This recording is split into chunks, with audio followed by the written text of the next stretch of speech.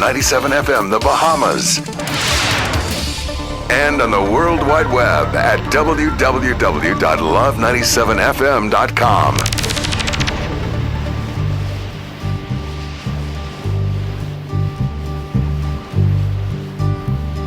Sitting in the morning sun, I'll be sitting when the evening comes. Maritime Matters is brought to you live by Bahamas Maritime Connection. What is maritime? Maritime, simply put, relates to navigation or commerce on the high seas. Some say money makes the world go round. I say ships move the money that make the world move. Who navigates those large international ships? How often are international ships required to be surveyed and inspected? Maritime also protects our seas and borders by way of our local Bahamas Defense It Force. is very sad to say that out of 1,500 plus ships that are registered under the Bahamian flag, only a very small amount of Bahamians are employed. Maritime Matters. A pleasant good evening to you, our valued listening audience. Welcome one, welcome all. Welcome to Maritime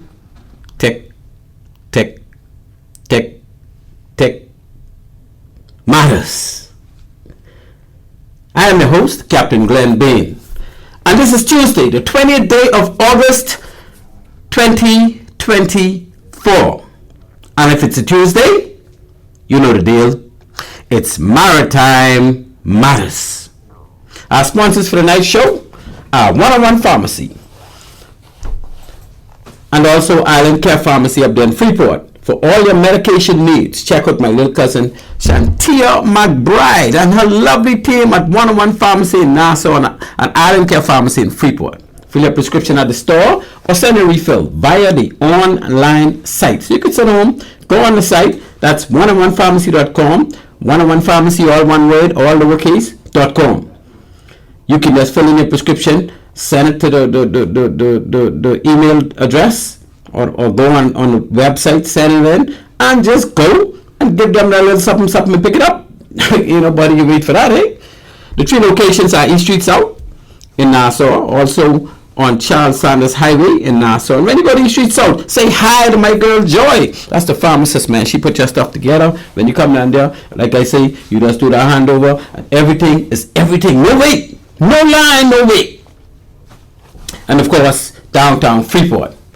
This one is where my big cuz Steph hangs out. So when you go in Island Pharmacy, what's the name of it again? Island Care Pharmacy in Freeport, right down Expressway opposite the Region Center.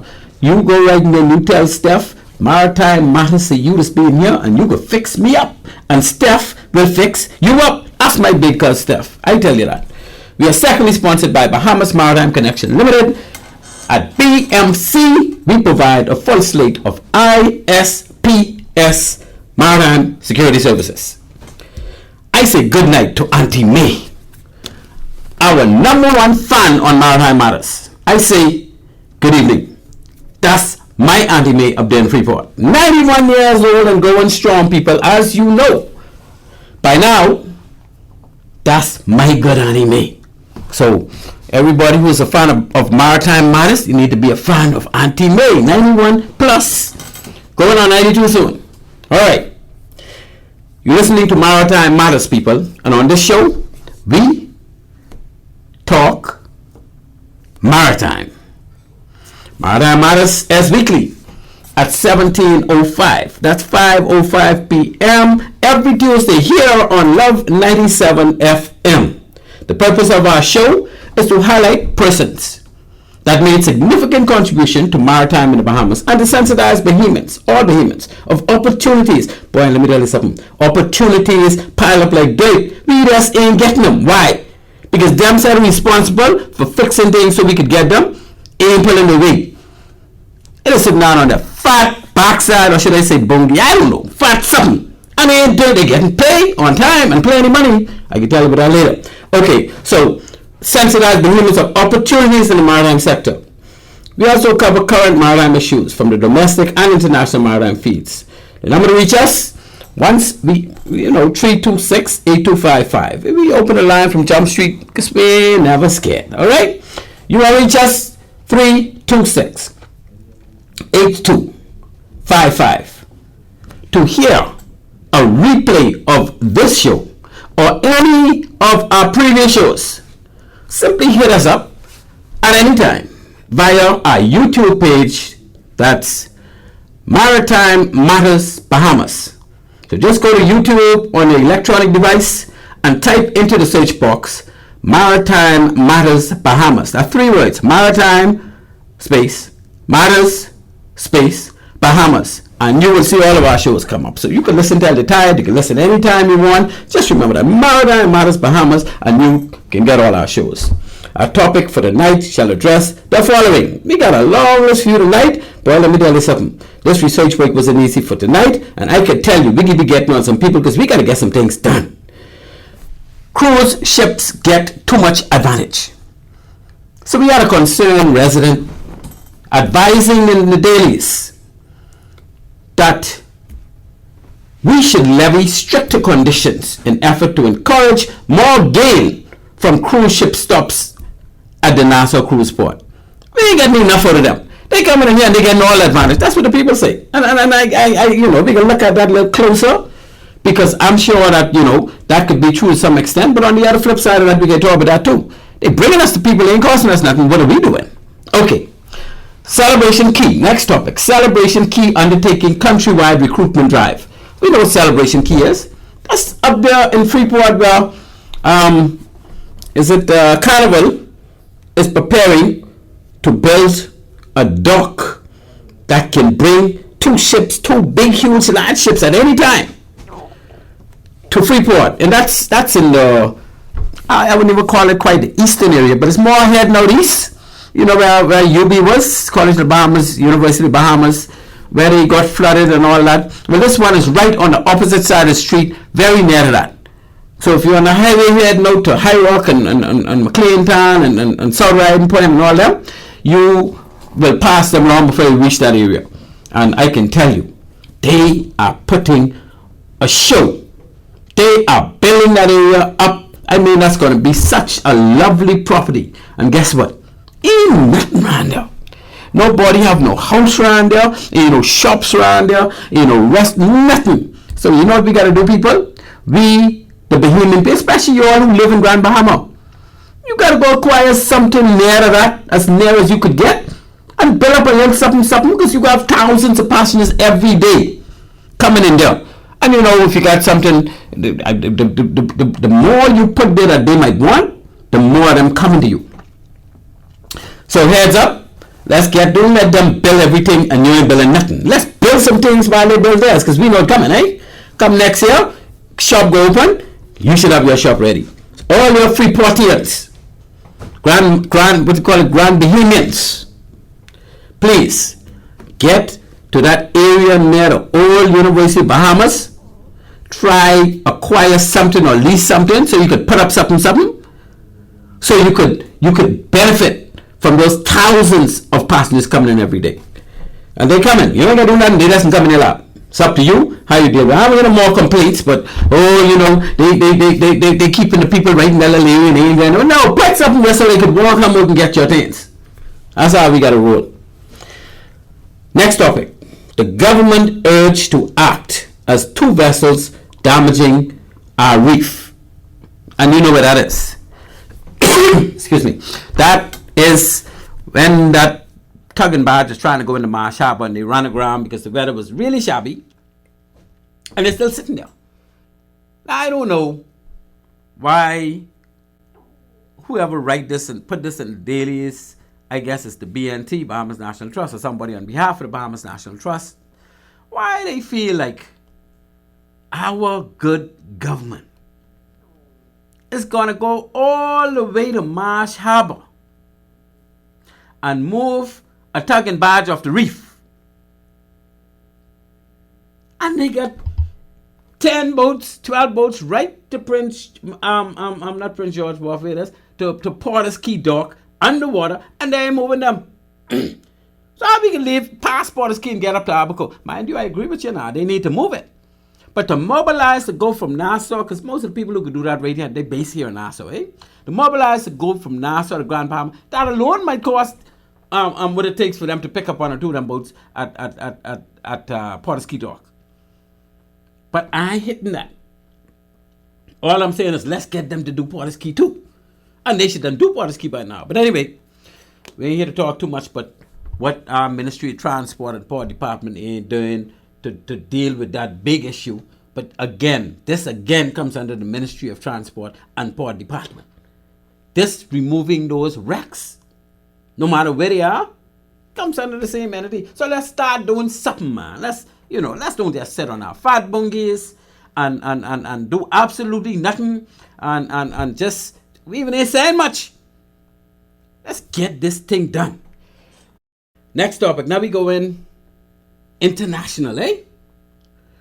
The Dutch environmental protesters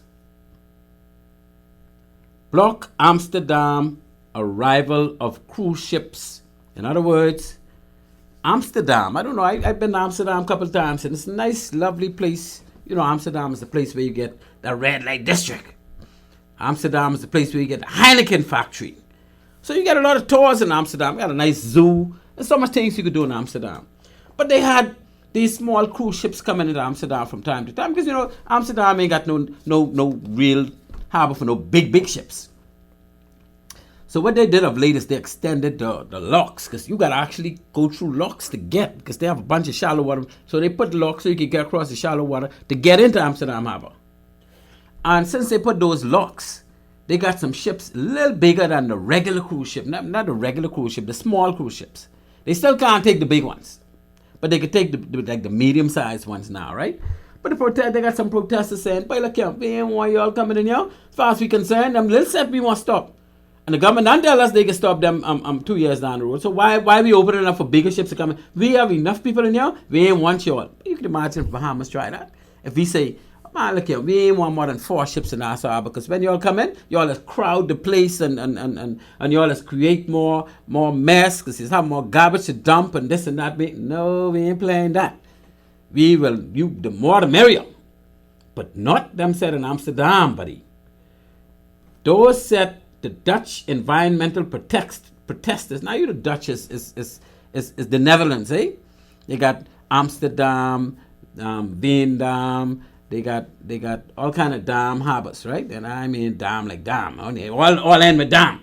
I can't remember some of them now that I'm online, but they got like 5 or 6 of them that end with dam, right? And this one, Amsterdam, is the main city. That's where all action going on. And they say, look, because I can tell you, when you're in Amsterdam, you always get crowds of people in that red light district. And that red light district is huge.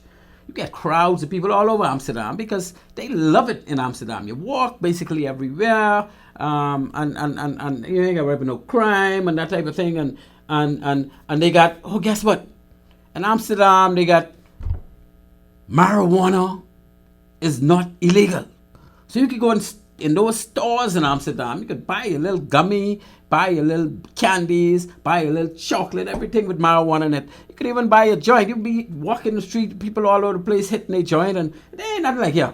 So tourists flock that place. Then prostitution is also legal. That's why they call it the red light district. They got prostitutes from I don't know, all along Bay Street, all along Shirley Street, all along East Street, prostitutes, and they in the window, and they, anyway, I ain't here to talk about Amsterdam. But the Amsterdam, the Dutch environmental protesters say, look here, enough of that. No more cruise ship. We even didn't want you in. And I can tell you later on how they did what they did. But the cruise ship wasn't able to come in, I can tell you that. But you know, we ain't ready for that kind of thing, eh? So going international again, we still talk about our boys, the Houthis. Who are the Houthis? The Houthis are the third of the 3H. We know the 3H. Hamas, what the next one name? Hamas, Hezbollah, and the Houthis. And it said that they're all supported by Iran with the weapons. And they all have a common agenda. Try and get Israel to respect the Palestinians' territory. Because, you know, Israel eventually occupied a lot of that territory and trying to get the rest. And Gaza Strip, and Israel ain't having it. we know how strong Israel is. Israel got the backing of the U.S., Great Britain, and a couple other countries, all those allies of the U.S., because Israel happened to be so strategically placed.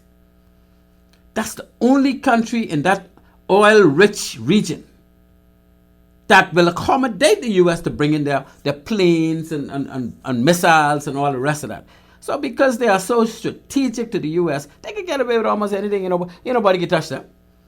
The U.S. might spank them on the hand every now and then. Boy, but they hesitate. They spank them on the hand yet. Because Israel is still doing what they want to do. As far as, I think they didn't reach over 100,000 women and children that were killed since Hamas came in and dropped that bomb and killed a couple hundred people. But anyway, as far as they're concerned, for every 1 hour you kill, we can kill about 1,000 of you. That's how it looked to me. I don't know. We'll keep going on. But at this point, the Houthis staged multiple attacks on a Greek-owned Delta tanker, and only because they thought this Greek-owned tanker was going into Israel to carry stuff, carry fuel, and help them, but then they ain't giving nothing to the Palestinians, eh? So what they do? Numerous bomb attacks on numerous Delta. It was a couple of those tankers passing through the Red Sea area that they, mind you, this time they made attacks, but the tankers didn't go down. It impacted the tanker from a distance, but it didn't cause them to sink or nothing like that. And then we got a good story coming up on the Red Sea diversion.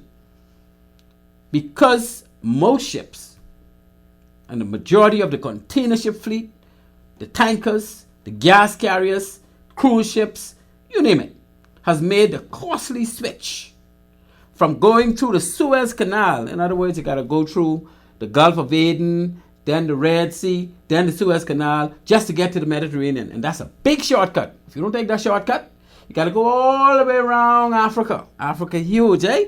But you got to go around the southern tip, the Cape of Good Hope, and then come all the way back up to the mouth of the Mediterranean, which you could have been. It takes you another 2 weeks, and according to what they're saying here, this diversion causes 500,000 barrels of fuel a day. So 500,000 barrels of fuel every day being burned because they can't go through the Suez Canal because the Houthis can't on bad. They all scared of the Houthis. Well, you gotta be scared because boy, they sink a couple ships, They done attacked so many ships this year, and we can talk about that in a little while too. 2 floating armories. Another report. Now, the Chinese ain't easy, eh? So what the Chinese have done, because they know the Houthis are carrying on so bad, they say, you know what? They done attack 1 or 2 our ships because you remember now, first of all, they wasn't supposed to be attacking Russia and Chinese ships, but they still attack some. So China start putting what you call floating armories in the Red Sea. All of this is these small boats full of ammunition, looking for the Houthis in their little boat to take them out, or looking for those drone ships, or whatever they see, they just blasting them and taking them out so they can't be no effect on not only Chinese ships, but ships in general, because the Chinese fed up with them too. And the Houthis, they got the whole world on lock right now. But the Chinese put these floating armories. So they have private maritime security guards. They're defending the Red Sea from the Houthi aggression on ships. And we got a story on that we'll tell you about later on. And then, of course, we still have, remember now, the USS Eisenhower replaced. They were in the Red Sea since this thing started near the end of last year. They went back home and they were replaced by the carrier USS Roosevelt. And the Roosevelt is again present there. You know what a carrier is, an aircraft carrier. That's like a floating hangar. They got all kind of ships on there to defend against these Houthis, and they got too much power, I guess, because they can't stop them Houthis. Houthis just pop up and boom, then they hide. Pop up and boom, then they hide. So it's hard, and then, Yemen is such a poor country. You don't want to put too much bombs on them poor people, and, you got to have a heart. So it's hard to stop the Houthis. Mind you, I'm sure there's a possible way, but they ain't find a way yet, because the Houthis are still very impacting and still have all of those ships going all the way around the Red Sea, and we'll talk about that some more, So as you might imagine, we are locked. We are loaded, my friends, and we are heavily laden with information surrounding these timely topics. So please, just listen in. Don't you dare touch that dial. We're talking maritime people. You are listening to Maritime Matters with your host, Captain Glenn Bain. At this point, we move to our first break. And when we return, we will engage tonight's maritime discussions. You do not want to miss this one. At One-on-One Pharmacy, our friendly staff is ready to serve you. Visit us today for all your prescription and over-the-counter needs at our East Street South or Charles Saunders Highway locations. We're open Monday through Saturday from 8 a.m. to 8 p.m. and from 9 to 4 on Sundays. In a rush?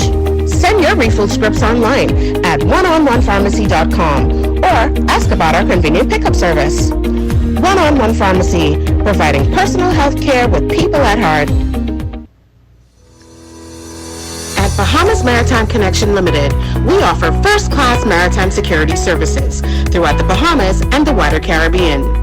As experts in maritime security, we specialize in production of ISPS assessments and plans, verification audits, certified familiarization training, and port security consultancy, just to name a few. Our services also include provision of a security force to maintain all required ISPS facility security compliance.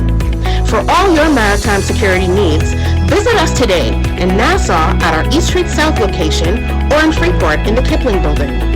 Call us at 392-3515 or follow us on all social media platforms. Bahamas Maritime Connection, your leader in maritime security.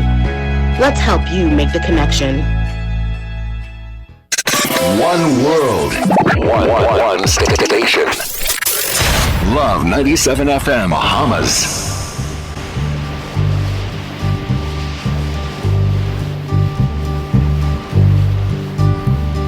Sitting in the morning sun, I'll be sitting when the evening comes, watching the ships roll in, then I'll watch them roll away again. Yeah. I'm sitting on the dock of the bay, watching the tide roll away.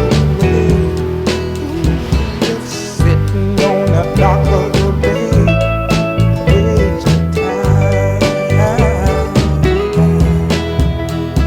I left my home Georgia, headed for Frisco. Ladies and gentlemen, welcome back to Maritime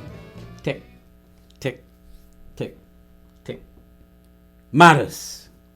I am your host, Captain Glenn Bain, and we're going to have ourselves some fun tonight because, boy, we got some hot topics. The number to call if you want it on the show is 326-8255. That's 326-8255.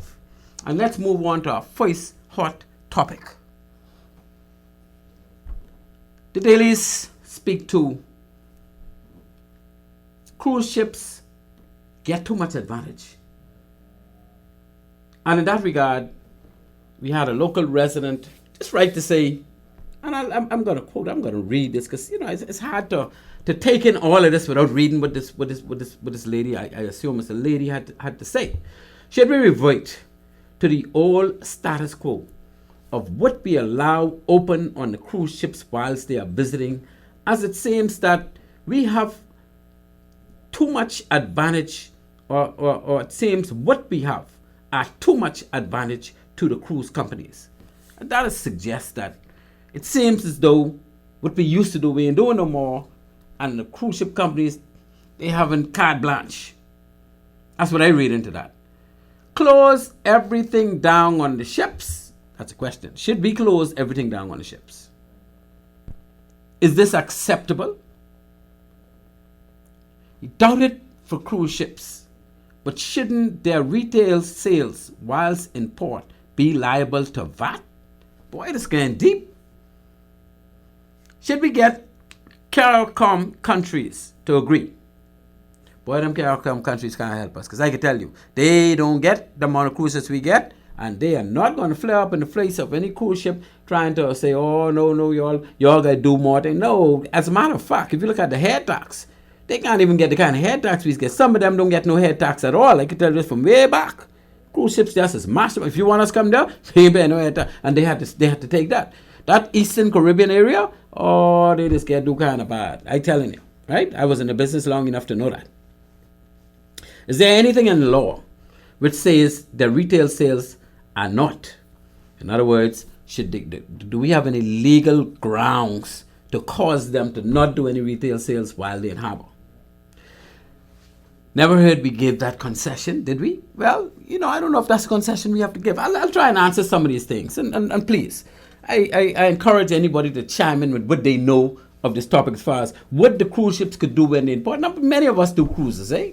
We do cruises and we don't leave the ship. So the retail stores may or may not be open. I don't think, based on my knowledge of registrations by countries, I don't think that what happens on board a cruise ship is impacted by the laws of any country. So while most cruise ships are registered under the Bahamas, I still don't think that the Bahamas can impose on them when they're in harbor, whether it be our harbor or another harbor, to call, I got you, I'll be with you in a minute, impose to cause them to do things that our laws provide. Good day, caller. Maritime Matters. Thanks for calling. Hey, good afternoon, Captain Ben. My brother. I haven't heard from Captain Brain in a long time. Well, I hear from a meeting man. He's keep a low profile. I think you must have put some spanking on him or something. he can't get the call. Secrets and bring it out. Let's know what time it is. Indeed. So what you saying, bro? What I'm saying is that people are living underground nowadays. Well, maybe. Living in tunnels.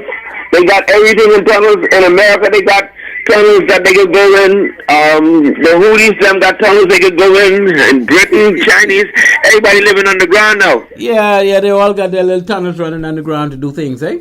Yes, that's why when the Israelis went into to the Gaza Strip, it was so hard for them to seek out those not the Hezbollahs, the Hamas.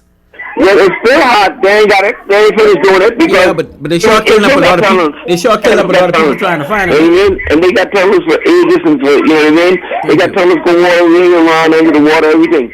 I mean, China got the big machine that could drill and, you know what I mean, go straight through. And they've been using China for a long time. They do it now. With Iran is getting help from Russia.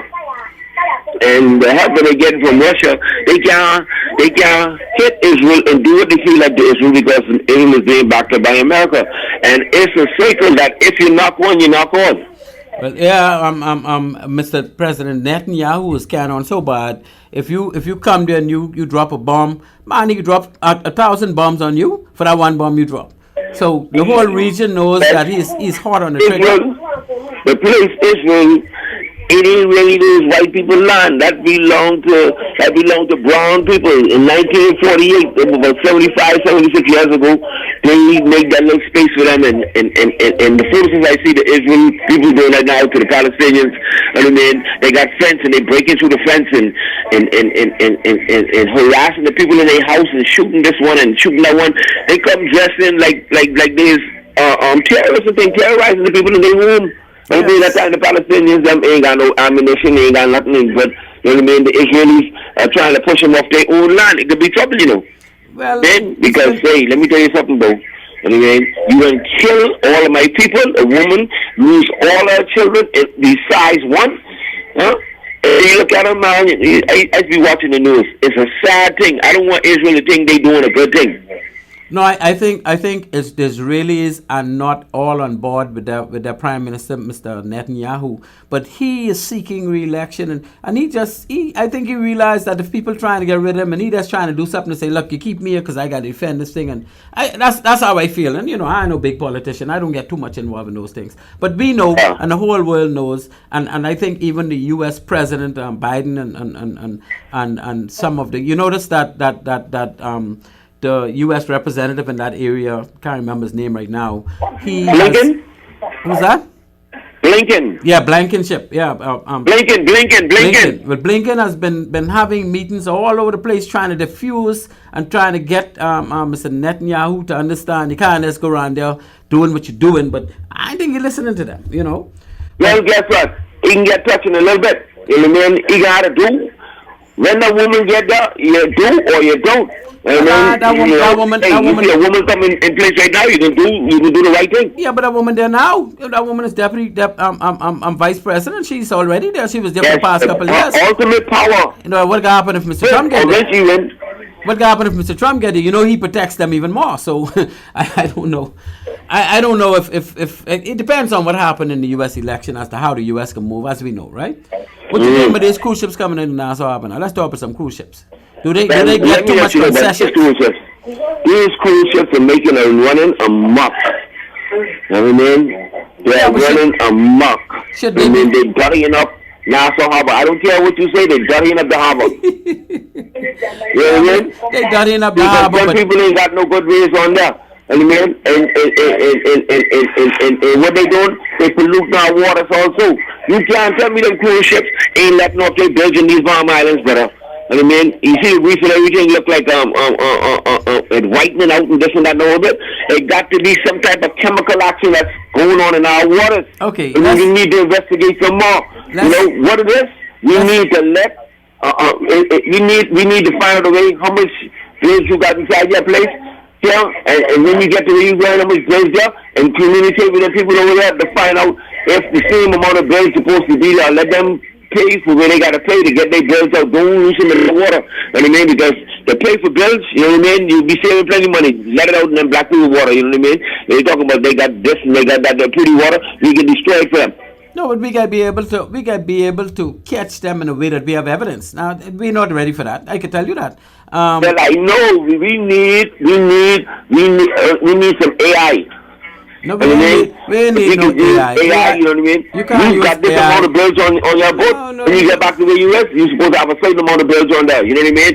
And when you clean it out, then when you coming back this way, you know what I mean? It's supposed to do. We're supposed to be able to have that type of information going on. Yeah. Now, should the cruise ships have their shops open when they in port? That's what they're looking for. Well, I'll tell you one thing. They need to shut up. I mean, we need to get back to salinity and ways and means, because it seems like, you know, the people down to the port, they trying to shut out some of the people that are Nassau, you know what I mean? They want all for themselves. You know what I mean? What we need to do is shut it down. When you come in Nassau, shut it down.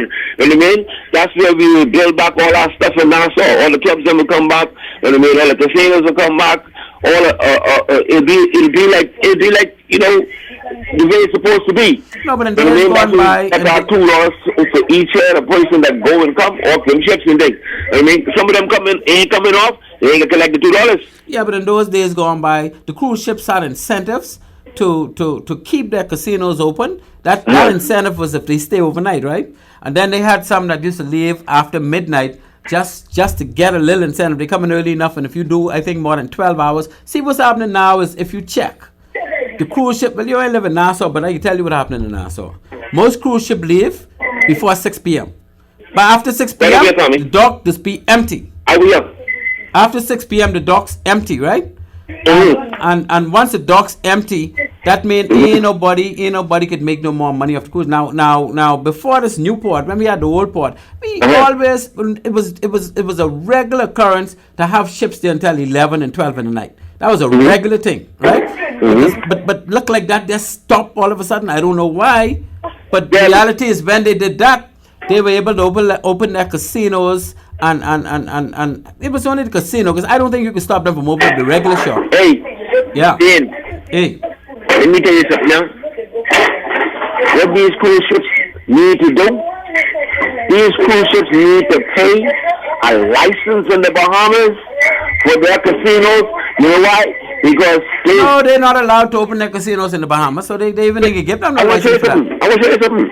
They're not allowed. Be in our own waters from long before they got to get here, up and down, and you just cruising right up and down in our waters. No, that's not our waters. And when daylight comes, they come to shore. Hold on. You can't call international waters our waters.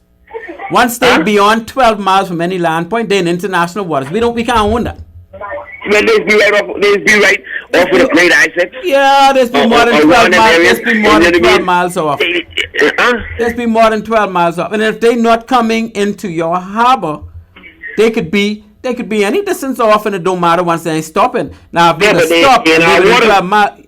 no, that's not in our waters because they're not stopping. They got something called free partay. You got freedom of navigation to move around the world. Ain't nobody can charge you for that, and that ain't nobody waters. All right then. It's only when you come in an harbor. All right. Yeah, so we can't knock them for that, right? But what this writer is suggesting is we need to go back to the old days where we giving them incentives to stay longer, because she's saying the downtown restaurants and bars and stuff, once 6 o'clock pass, ain't no more money for them to make and all the rest. But you know, when the cruise ships used to stay until late in the night, a lot of them used to be closed anyhow before the ships leave. So, but then a lot of them still used to be open, so I can't knock that. But I agree with that part. We need to give them some incentive to stay longer, because the longer they stay, the more money taxi drivers make, the more money the casinos make, the more money the restaurants make. So I agree. We need them to stay longer. Yeah. Anyway. Anyhow, being listening to me, man. Hey, thanks for calling, my brother. We'll keep in touch, and you keep yourself safe up there now. Yeah, you too. Roger. Oh yeah, that's King Arthur. He's a king. His name is Arthur. And of course, he hails from the great island of Eleuthera. Savannah Sound, to be precise. That's a sound man. Lives up there in 8 Mile Rock somewhere, just doing his thing. So my position on this cruise ship, getting too much advantages, we gotta focus more, I think. Well, okay, we could give them incentive to see if they take it, but if they don't take it, because it may not be feasible for them to take it, I think we went down on head. We did something, or went up on head. It's something we did to kind of tee them off a little bit, and they decide, well, look here, we ain't gonna stay in there long. They're like, cruise ships is too tit for touching. When you do something to them that they can't do nothing about, they try to get you back. So I believe it's a reason why none of them stay beyond 6 o'clock anymore. They just cut that out. We I don't know what kind of incentives we could give, but we can't take nothing off the head tax if that's what they want. That ain't happen. So I don't know, writer. What's the exact answer? You can't apply VAT because, of course, they're not a local consumer. They don't do nothing. You can't apply VAT on what people buy on a cruise ship. It just don't work that way. No cruise ships in the world you could do that too. I think they're VAT exempted anyway based on our laws. So what else? Liable to VAT, acceptable. Out of the cruise line should be retail sales. We basically done. Now this Gombe cultural display and this Junkanoo twice a week. I feel like we need to have Junkanoo every night, not for the cruise ships or every day. It could be in a hot sun. Not for the cruise ships, but for Bahamians to go and rush. You pay one of the Junkanoo groups 1 day of the week to have at least 30 people with their instruments. You know how many Bahamians don't mind going out there and rushing every day? That 30 will turn into 130 in no time. Because Bahamians, we love Junkanoo.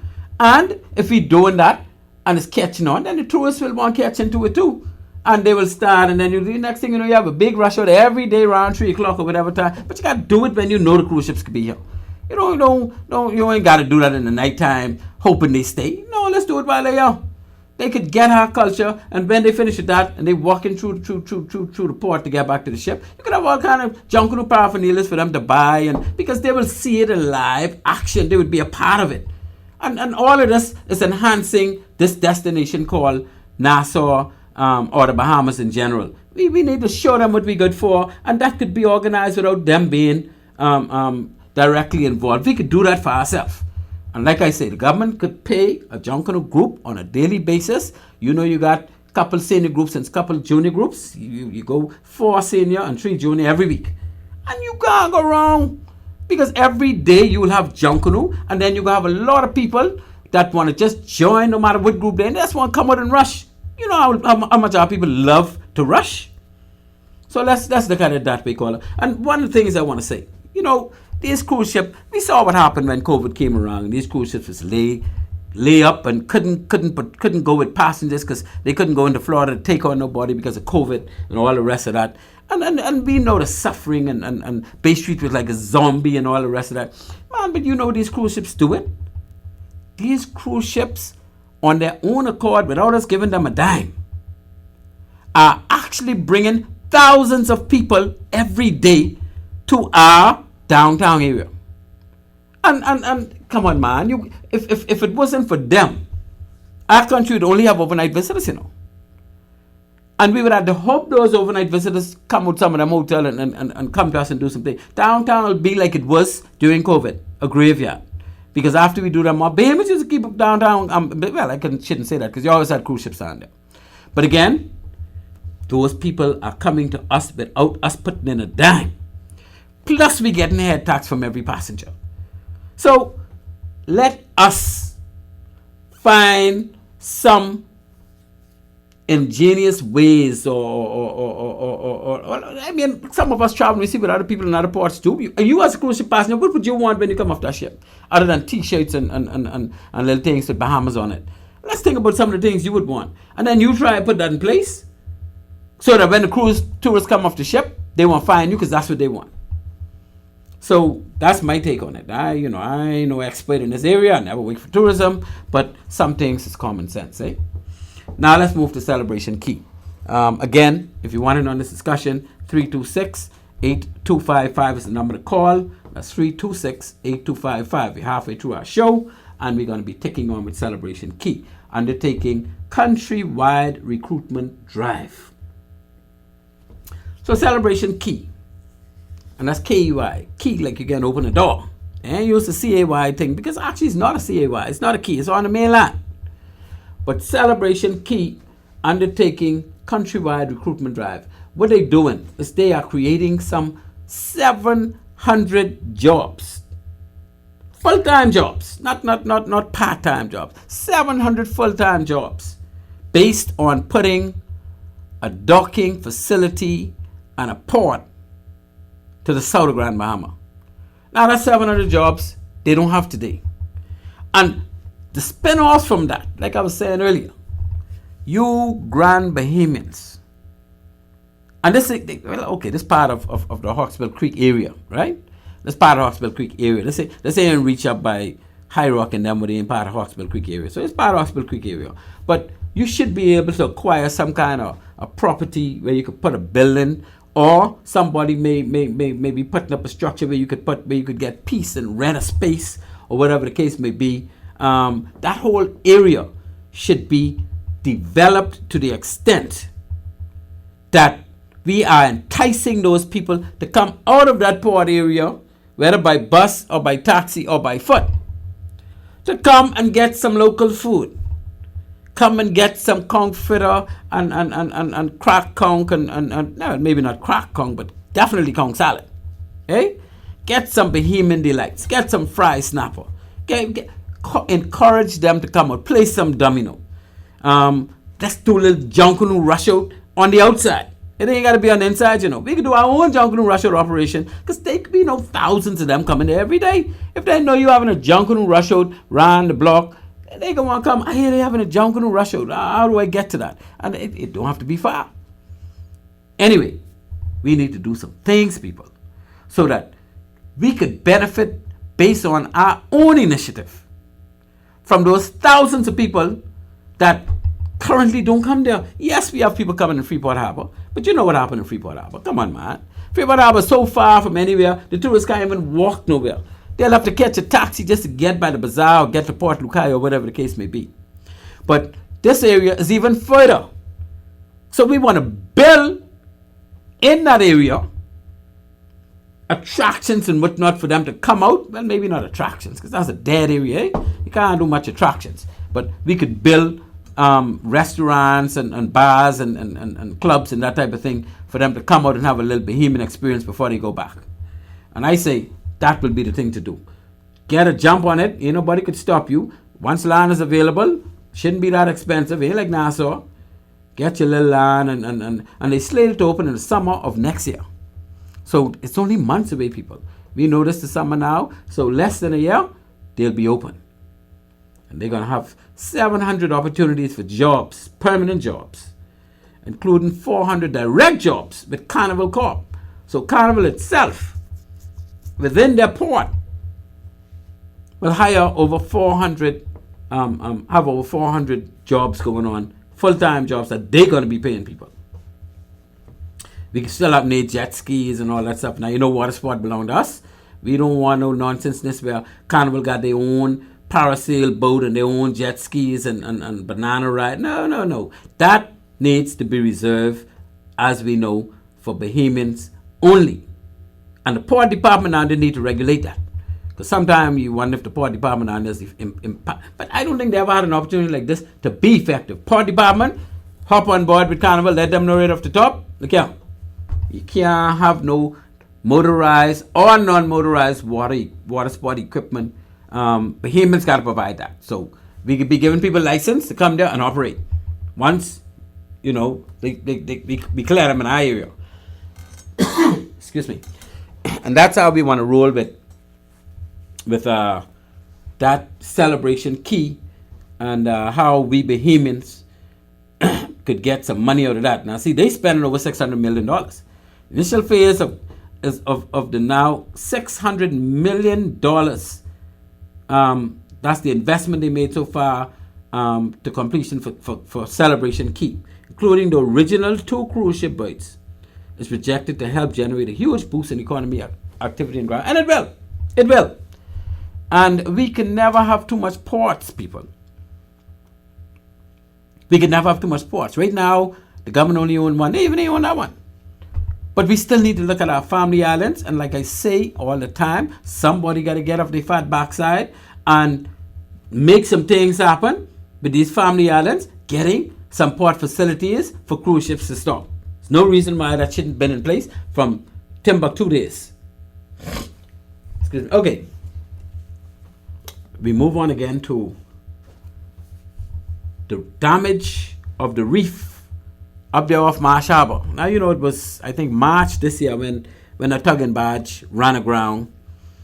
And we know that, well, of course, the barge ain't got no fuel, but the tugboat must have had a good quantity of fuel. And I don't know if oil and seeport or some still in the seeping out piece.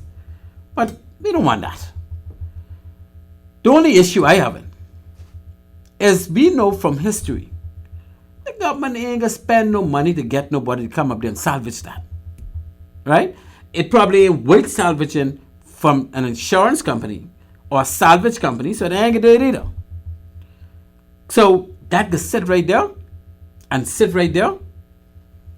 it just disintegrate to the extent where it wouldn't be no more calls for it or issues or that type of thing. And that's how they roll with that. We know that from history. Hey, let's be real. And like I was saying earlier, you got some made at Porterski Dock and they ain't moving them. So why do you think they can move this one? So I am so sorry, Bahamas National Trust and your partners. Those 2 vessels stranded in the protected marine area in Abaco since March, I think they could be till they disintegrate. Now, I wish they do something about it, but based on history, boy, my heart goes out to you when I come to thinking that could happen. So we move on to our international. We talk about the Dutch environmental protesters. But you know, in Europe, these protesters are so strong. And in some other areas of the world, protesters don't play.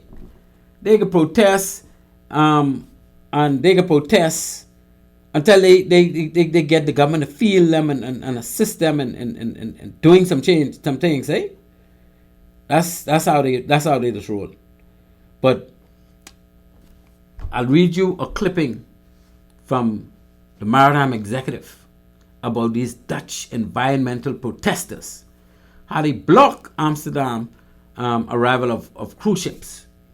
The Dutch environmentalist group Extinction Rebellion has begun targeting cruise ships seeking to call attention to its allegations of pollution and environmental impact. The group has so far blocked 2 cruise ships as the vessels were attempting to exit the locks leading to Amsterdam. They didn't allow them, they were in the locks already, but they wouldn't allow them to get into Amsterdam. The Dutch group is citing the media reports after research released last week by the NGO Transport and Environmental cited rapid growth in cruise travel. The Dutch group is citing the media reports after research. Okay. So 7 protesters from Extinction Rebellion chained and glued themselves to the roadway bridge and gate at the Jamaican lock. So what they did is they stopped the people who's going there to operate the locks from getting past. Located at the mouth of the canal, they chained and glued themselves. And, well, of course, the police came on the scene and all that, but the police couldn't move them in time for them to go get the ship, let the ship in, eh? So the ship turned around and go back out. The protesters arrived at the lock around 3 a.m. local time, intent on deliberately preventing the Royal Caribbean International ship Jewel of the Seas, which is 90,000 gross ton, small boat, 90,000 gross ton. We got ships coming in our harbor now with 230 plus thousand gross tons. So this one is only about a quarter size of them. Okay? But we know Jewel of the Seas is a big boat. Because some time ago they couldn't even get a boat as big as the Jewel of the Seas to come in. So that's how they was operating. The ship holds up to 2,700 passengers. And they get ships now coming in here over 6,000 passengers. Due to dock in Amsterdam at 0600 at 6 a.m. in the morning. So pictures show the protesters on the gate and waving torches to signal the ship. The group wrote in the statement, "Extinction Rebellion demands an immediate and total stop to the destructive cruise industry." So they see those cruise ships as destroying not only the fact that they burning fossil fuel and all that, but all the other things that come along with cruise ship that my caller just mentioned a little while ago. They just pollute the waters and well, we talk about how else we should be able to put them in court for some things, but we ain't getting through all that. The Jewel of the Seas backtracked and docked at the terminal in Jamaican. So it's a neighboring place where they went and they docked where they didn't have to go through locks, eh? They wasn't letting them come to Amsterdam. But the cruise line saying it was because passengers were disembarking that needed to reach the airport for flights. Okay, so they had to go and they had to let some of them people off to get to the airport to get their flight. So we ain't need to go no further with that. But it was a couple other ships. It was Seven Seas Mariner, which is 48,000. Now that's the one that always used to go there before they expanded the locks. But they only carry 700 passengers. 48,000 grosses. That's small cruise ships, eh? That and the Jewel of the Seas, they basically put a stop to. Now we're talking about the Houthis. They staged multiple attacks on a Greek-owned Delta tanker. Delta is the name of a company that has a couple different tankers, eh? And they made numerous bomb attacks on that Delta operation. First they had a box ship. What is a box ship? That's a container ship, eh? That one they named the Groton or something like that. Greek-owned box ship, the Groton. And they say Houthi rebels targeted and struck a container ship in the Gulf of Aden. We know the Gulf of Aden is that Saudi section. That's not even the Red Sea yet. But they code through there to get to the Red Sea, to get to the Suez Canal.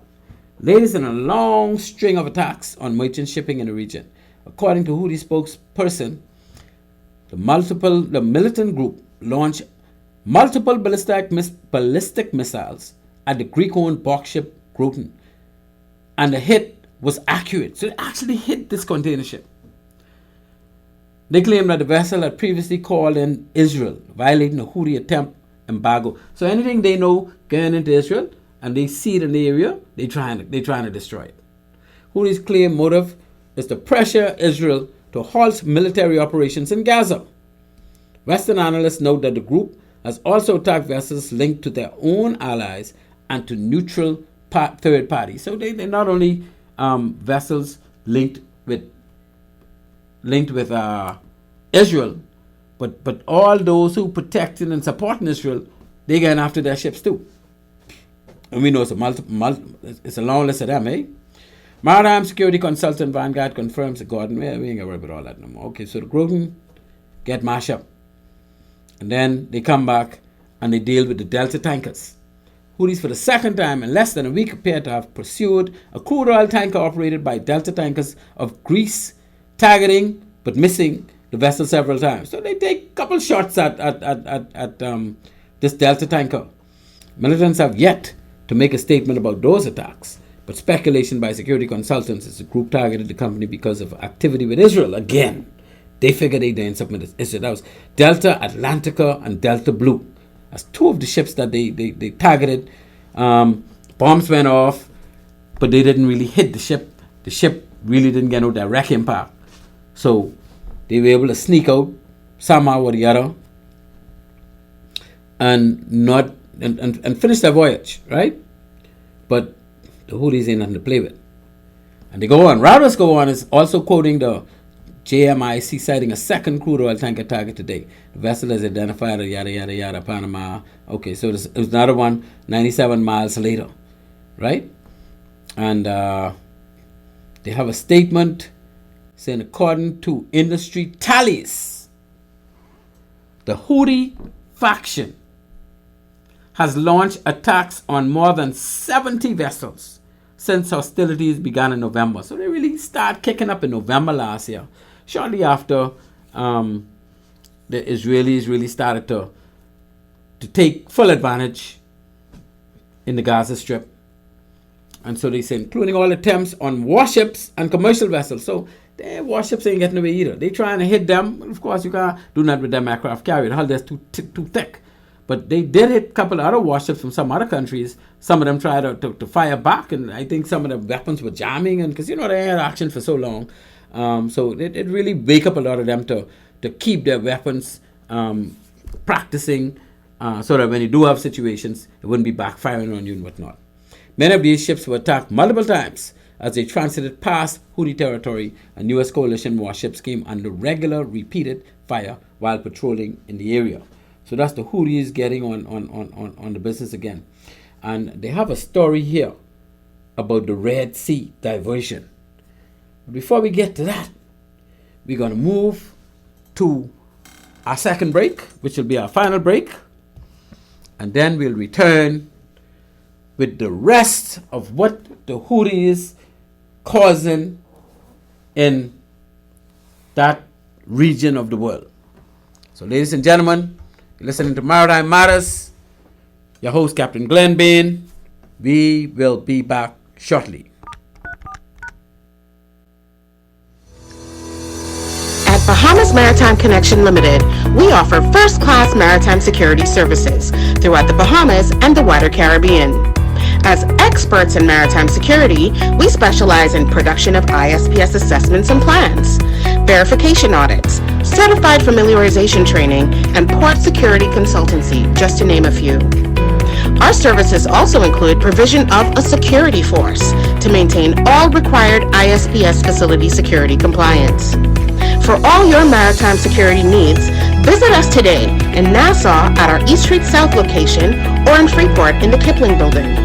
Call us at 392-3515 or follow us on all social media platforms. Bahamas Maritime Connection, your leader in maritime security. Let's help you make the connection. At One-on-One Pharmacy, our friendly staff is ready to serve you. Visit us today for all your prescription and over-the-counter needs at our East Street South or Charles Saunders Highway locations. We're open Monday through Saturday from 8 a.m. to 8 p.m. and from 9 to 4 on Sundays. In a rush? Send your refill scripts online at oneononepharmacy.com or ask about our convenient pickup service. One-on-One Pharmacy, providing personal health care with people at heart. Love 97 FM, the Bahamas. It's a great feeling. I left my home in Georgia, headed for the Frisco Bay. Ladies and gentlemen, we are back. You're listening to Maritime Tick, Tick, Tick, Tick. One more tick. Matters. I am your host, Captain Glenn Bain, and we are rocking and we are rolling with what goes on in the maritime sector today. We started out with the cruise ships. Their claims that they're getting too much advantage when they are in the port of Nassau at the Nassau cruise port. Advantage in that they can still open their shops. Advantage in that they pay no VAT and that type of thing. And, we tried to address that the best way we could based on how cruise ships operate and what they do. And, we want to spin that too with the cruise ships really bringing all those people to us. Yes, they need destinations just like we need the cruise ships. But as a matter of fact, we need more than they need it, right? But let's try and find creative ways so that they would want to come off the ship. Have a Junkanoo rush every day. Have a little marathon, 10K or something like that on a daily basis where avid runners on a cruise ship would know that when you get to Nassau Harbor, on a daily basis, they have a 10K. And that could be well established. All those things make the destination better. We also got to do what? We got to fix up that waterfront. Between the port and Porter's Key Dock, we need to do a harbor walk. A harbor walk with nice tiles and all that. And everywhere that they pass would be like high-rise buildings with restaurants and ice cream shops and souvenir shops and jewelry stores, everything at the bottom. Well, I ain't trying to stop them from going to Bay Street, but if they want to do that walk, because they're now walking to Porter's Key, and we got to fix Porter's Key too, eh? Because when they reach the Porter's Key, we don't want to say, boy, we better head back to the ship because this place is too dirty. No, we got to fix Porter's Key. And at the next end of Porter's Key, at the next end of that walk, we want to have one of those flyers. They call it Singapore Flyer, they call it London Eye, they got them all over the world, eh? We want to put one of them so that when they go in that flyer, let's call it the Nassau Harbor Flyer, they will see all around Nassau, all around Paradise Island, the pretty waters of the harbor.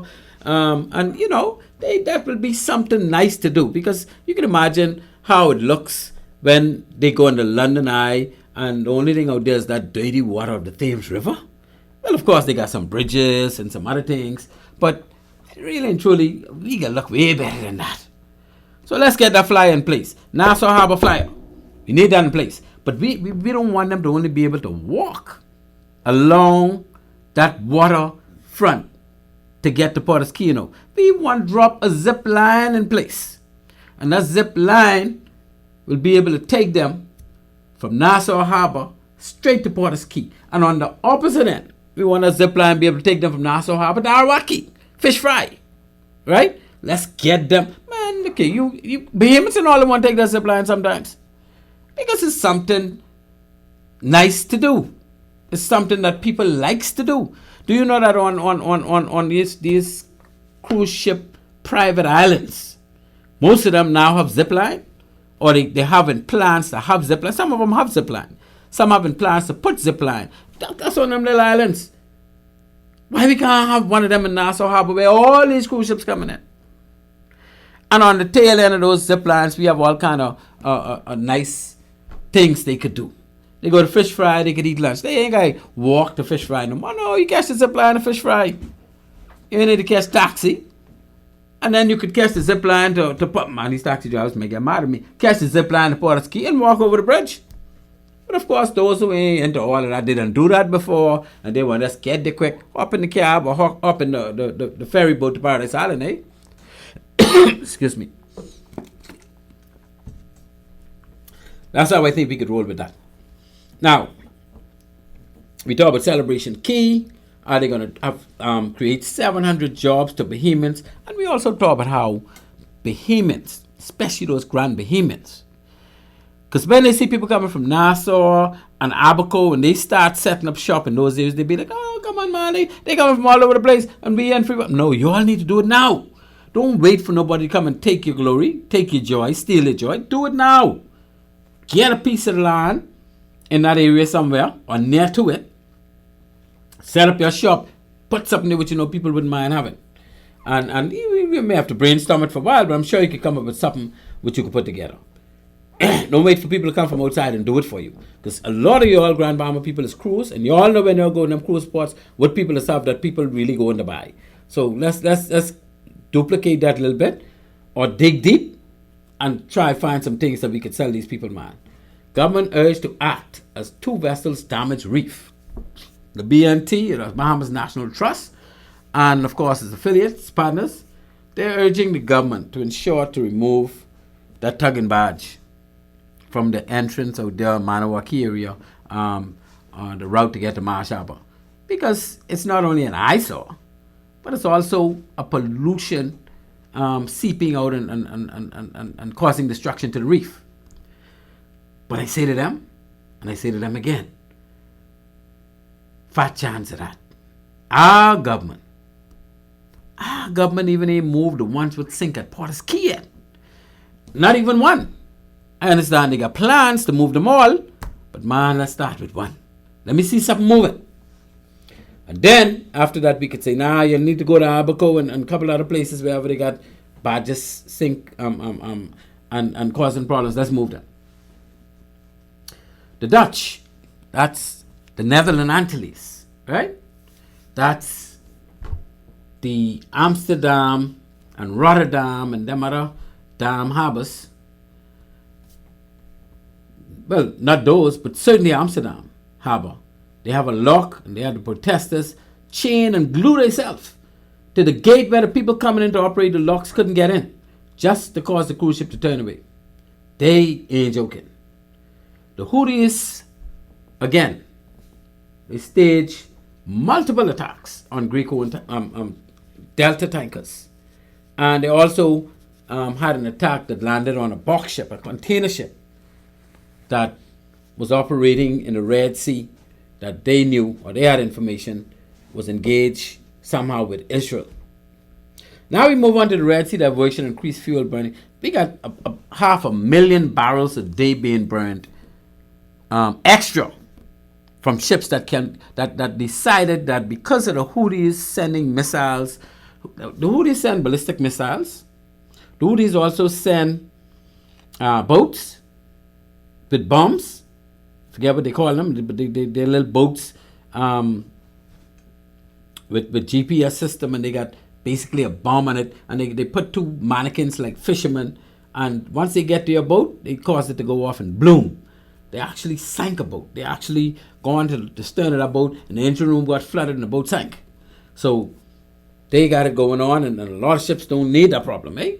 So they decided, for safety of our seafarers and safety of our ship, we ain't fooling with that. We getting around the other way. Because although they got naval forces with aircraft carrier and destroyers and frigates and all the rest of them in the area, they can't stop a ballistic missile from hitting a ship that is close enough to Yemen. Because the Houthis, it only take them 2 minutes to set up shop and fire. And then they could dismantle and hide again, eh? It's so hard to stop them. They don't want to just go ahead and blow up the whole area, because that Yemen is a place with plenty poor people. And they're already poor. You don't want to put no bombs on their head on top of that, eh? Although Israel didn't care the other day. They come and they put some bombs on them anyhow. Now, the diversion is causing havoc. And I'll read to you what they put out in the maritime feeds. From the maritime executive feed, that is. Yemen's Houthi rebels have been attacking merchant ships in the Red Sea for months. And while the world's attention is rightly focused on the risk of life and property, the group's aggression also has a substantial environmental impact. So they're saying they only causing harm to the people on those ships and the ship itself, but it has an environmental impact, because if them ships got to go all the way around, oh, that's plenty more fossil fuel getting burned. That's plenty more CO2 getting in the air and all the rest of the stuff. So according to the Energy Trading House, which the name is Trafigura. Yeah, I want to say these things without somebody thinking trying to cuss, right? So it's Trafigura. I believe that's how it's pronounced. I can't tell you, I'm no expert in these areas, but tankers alone will consume an additional 200,000 barrels per day of fuel oil this year because of diversions around the Cape of Good Hope. This is enough fuel to increase the tanker fleet's annual emissions by 4.5%. So you get tankers traveling all over the world, carrying fuel all over the world, as even in the Bahamas we got local tankers traveling. But they saying because of these ships, these tankers having to go around the Cape of Good Hope instead of coming through the Suez Canal and utilizing the Mediterranean Sea, the emissions, That's greenhouse gas emissions. That's the carbon dioxide coming out of the funnel. Has increased by 4.5%. And 4.5% is a hefty number because that's an increase. While they're trying to decrease these things, it's increasing because of this diversion. Many vessels operators continue to use the Red Sea Mediterranean as it is much shorter and usually less expensive. Well, of course, if it's shorter, it's got to be less expensive. You're paying less for fuel, eh? Plus, you're saving time. The industry has developed best practices for security for Red Sea voyages. By ship managers recommend avoiding the risk altogether and switching to long route around Africa's southernmost tip. And we said that southernmost tip, obviously, is the Cape of Good Hope. So what we found, or what they found, they developed best practices because some vessels are still going through. They take the chance. And most of them would be Chinese vessels, Russian vessels, Indian vessels, because they are not seen as entities having direct dialogue with Israel. So the Houthis don't normally shoot them. So they're getting the leverage to pass through. Now they shoot one or two of them now, and that's where the problem coming in, why the Chinese putting these people in there, try to slow them down. So that's the best practice. And the Mediterranean Sea has basically been cut off by most big ships because they ain't taking it, especially passenger ships. They don't want the passengers go through that, yeah? They be holding their voice. And there have been things happening in maritime where the Philippines was saying to merchant ships, we don't want you to carry none of our persons, none of our nationals through the Red Sea and that area, because we don't want them at risk of that ballistic missile or those drones. They got air drones like ships, dressing up like ships, and they also have ballistic missiles and that type of thing coming at ships. So they saying, look, our people ain't trained for that. Our people ain't deserve that. Don't go through there with our people. And a lot of ships, because they are Philippines on board, can't even go through there if they wanted to. Goes on to say, and again, if you want in on this discussion, the number to call is 326-8255. You're listening to Maritime Matters. I'm your host, Captain Glenn Bain, and we're talking about what damage the Houthis are causing to cause all these ships to not be able to utilize the Mediterranean Sea by way of the Suez Canal as a shortcut, but they have to go all the way around the whole of Africa, the Cape of Good Hope, and then come all the way back up to get to Europe and North America and that type of thing, right? So the majority of the container ship fleet has made the switch, along with a substantial share of the tanker and gas carrier fleets. The diversion adds about 2,000 to 3,000 nautical miles to an Asia-Europe or Asia-USEC voyage, right? That's the U.S. Eastern Coast, USEC. So now 2,000 to 3,000 miles is a lot of miles. And if they went through the Mediterranean Sea area, they would cut that out. So they can now take that on, which means the world is suffering as a result with all that greenhouse gas, right? Consultancy Maritime estimates that the extra distance sailed by box ships on the Cape route each week exceeds the distance from the Earth to the Moon. You believe that? Now, that's what the Maritime feed say. This is what Glenn Bain say. Consultancy Vespucci Maritime estimates that the extra distance sailed by box ships on the Cape route, that's the Cape of Good Hope, each week exceeds the distance from the Earth to the Moon. So every week, if you add up all the box ships that all the container ships that went around the Cape of Good Hope, they could reach the Moon when you add up all of those miles. I can't prove it, but that's what the people them say. They must have did research. Many ships speed up to make up some of the time difference for the longer voyage. So because they're now adding on another 14 to 18 days, they speed up trying to make it as less time as possible, because time is money in shipping, eh? So they're losing again. Increasing fuel, and plus you burn more fuel when you speed up. So they lose in two ways. When container ships and other vessels are included in the calculation, an additional 500,000 barrels per day of fuel oil will be consumed by the shipping industry. That's a lot. A lot.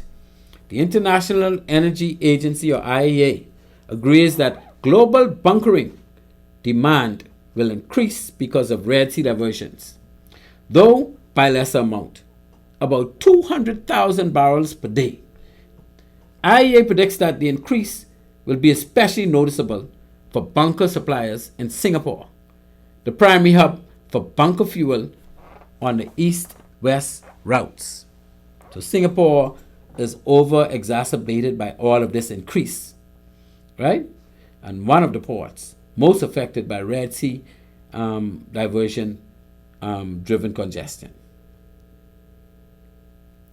So that's what's going on. Now, we talk about the floating armories and all that.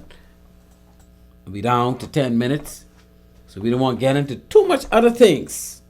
So let's just get straight back to what these aircraft carriers have been doing when they go to the Red Sea area to try and stave off the Houthis.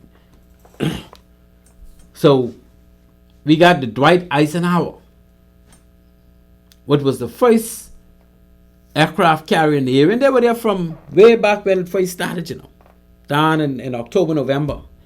And they were there until like a month ago. They left and went home, and they were replaced by the USS Theodore Roosevelt, who they had somewhere else, and they just diverted her and sent her there because Eisenhower had at a time, man, they had so much ballistic missiles and Houthi drones hit them, but they just bounced off that because that's like a big aircraft, a big airstrip, that them things couldn't affect them. So they carried the Dwight Eisenhower, her crew, and her escorts. Now you can remember, a carrier normally have escorts, and when they say escorts, they call it a flotilla. I learned this back in the day when I was in Dartmouth, when we were doing what we call it, operations in warfare. We had a class called operations. We had to pass it, and if you fail it, you can't pass through. Anyway, they would teach us about flotillas, where the aircraft carrier is usually always in the middle, and the aircraft carrier is in charge of all the other destroyers and frigates and stuff that are accompanying her, and assault ships and all those things, because she will tell them where to go. Plus, they would usually have about 2 submarines underneath to make sure, submarine coming from somewhere else to hit the aircraft carrier. Because you got to remember now, the aircraft carrier is the ship that carrying all the planes. And planes could take off from an aircraft carrier, and planes could land on the aircraft carrier. So that's like the price of that fleet. And those planes can go out and do so much damage that aircraft carrier makes all the difference. So the Dwight Eisenhower, her crew, and her escorts have returned to Norfolk after what may be the U.S. Navy's most extended, concentrated battle at sea since the Second World War. Now remember, these ships don't see no action since the last World War. And they built these after the World War, so they never saw action before now. Now they got real action going on, and guess what? These little Houthis are sure. These little Houthis just set up a missile and send it, or send one drone out, or send one flying drone. And these aircraft never seen action other than that since they were built. So this had to be a little exciting, eh? Navy aviators may have flown more combat missions over Korea, Vietnam, Iraq, or Afghanistan. Navy, right? Aviators. They ain't talking no aircraft carrier. But the mission in the Red Sea is the first time in 8 decades that the surface Navy's ships and crews have faced daily attacks on their own vessels. Eisenhower and her crew received a hero's welcome when they pulled into Norfolk on Sunday. That was about a month ago, eh? Complete with a flyover and a welcoming committee on the pier. For nearly 7 months, the Ike carrier, and they call it Ike because it's Eisenhower, eh? Strike group delivered exceptional naval power, answering the call. I know what they talking about because they ain't slowed the Houthis down yet, right? But, of course, they was doing their best to defend innocent civilian merchant mariners, said Navy Secretary so and so and so and so. Service to our country is fundamental to our democracy. Every sailor and Marine who sailed as part of the Eisenhower Carrier Strike Group chose to serve. By defending our ally Israel, as well as innocent civilian merchant mariners against Iranian and Houthi attacks. Boy, they quick to call Iran, but you know how that is. Iran really made most of those drones. Everybody know that. They even providing Russia with drones again in the Gulf War. No, that not the Gulf War. What that is? The war with in the Black Sea with what our friend's name. You all know what they're talking about. They made an incredible impact that will forever be a part of our naval service legacy. Eisenhower's aircraft and destroyers took down dozens of suicide drone aircraft, boats, uncrewed underwater vehicles, and anti-ship missiles. So you see what I say? Aircraft, drone aircraft. So those aircrafts are basically just big drones that they control with a remote. They send them out to ships, and wherever they land, big explosion. Boats, uncrewed underwater vehicles. Boats meaning, again, they put mannequin on a little makeshift boat. They make it like a fishing boat, and that boat is nothing but a big bomb underneath. And once they get close enough to your ship, they could create a havoc when they blow off, eh? Uncrewed underwater vehicles. So they send in submarines. So these underwater with a submarine propeller, and it's like a big torpedo, and if they could hit your ship underneath and cause damage, they could do it. But of course, these small, eh? They can't do nothing with the hull of an aircraft carrier or hull of a real Navy ship. So, but they could do some damage. And they also had anti-ship missiles, right? And those are the ballistic missiles that they talk about, that they set up ashore and send out at ships. In defending themselves and nearby merchant shipping from Iranian-backed Houthi attacks, Ike's escort used up 155 standard missiles. So what they were doing is, as those drones were coming in, they were hitting them in the air before they land and hit another ship. And that kept them pretty busy, but of course, that's what it was all about, eh? So they're always up in there flying around looking for them to take out there in an anti-aircraft role. So $2 to $4 million each. So each one of those missiles they sent out, they sent out like 155 of them, cost $2 to $4 million each. So multiply it 150 by 2 million or 3 million, because 2 to 4 is like 3, right? 135 Tomahawk land attack missiles for strikes on Houthi positions. And they again is $2 million each. So you got your 150 plus standard missiles, and then 135 Tomahawk missiles, attack missiles, where they would actually send them wherever they think the person set up to send out that drone. And they'd send the Tomahawks out at them. The carrier's air wing expended about 60 air-to-air missiles. That's $400,000 to $1 million each. And launched or dropped 420 air-to-surface weapons. That's from those planes. Dropping them straight on the surface whenever they think they see a Houthi setup, they would send a bomb there. Along the way, Eisenhower's fighters performed the Navy's first ever air-to-air combat mission against unmanned drone aircraft. So they call it air-to-air because the drones and they're in there.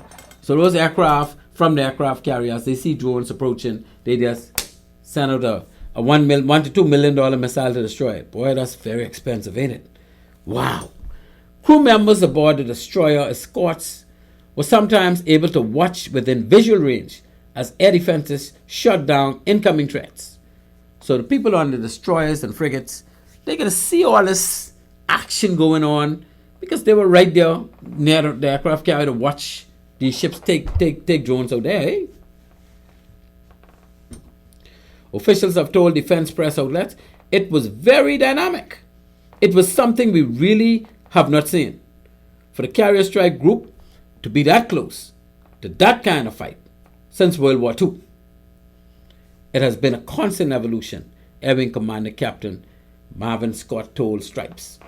Navy leaders have quietly acknowledged that the long deployment within reach of Houthi missiles had had an effect on the strike group sailors and have prepared in advance to have extra support on hand for any personnel who might need counseling. Because they know these people seeing these things like this for the first time, some of them can need counseling, eh? In addition to the onboard team of 4 counselors and 7 chaplains, they have all these people on there to keep them calm, eh? The Navy sent over advanced teams to talk with sailors and provide extra care before they reunited with the loved ones. So on the voyage back home, the Navy sent extra chaplains and extra people that talk to them, not consultants. Well, I don't know, I know about these things. But the counselors, that's what they are. Extra counselors, so that when they get home, they wouldn't be dreaming about these things, waking up in the middle of their sleep, beating up their family. Oh, you look like a Houthi. That type of thing. I may carry a little far, but y'all know what I mean. So as we get, our time gone. So let me just finish this little piece, since my producer decided to give me another 2 minutes. Despite extensive efforts at suppression, the Houthi threat remains active, and the group continues to launch attacks on shipping. Over the weekend, over Korea, Vietnam, Iraq, Afghanistan, but the mission in the Red Sea is the first time in 8 to keep up this tempo. Carrier Theodore Roosevelt diverted from a patrol in the Western Pacific to the Mideast in order to relieve the Eisenhower.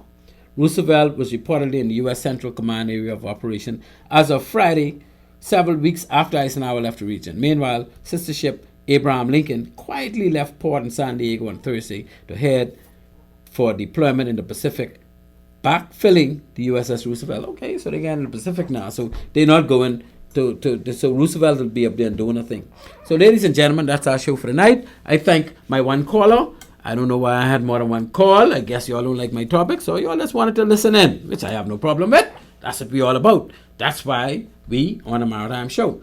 So let me thank my sponsors once again. That's 101 Pharmacy, Island Care Pharmacy, and of course, Bahamas Maritime Connection Limited. I want to thank my good producer for keeping us going all day long, all evening long. I'd also like to thank that one caller and my good Auntie May. I'm sure she's listening from cover to cover. And I thank you, my dear listener. You keep us alive. We love it when you call, even when you don't call. Because sometimes I be in the studio thinking nobody listen. Boy, but you all come here, but I listen to every word. Yeah, man, I have some good information. And we can keep that going. So with that, ladies and gentlemen, as always, we say Maritime Matters. Tick, tick, tick, tick. Out. Let's go, baby.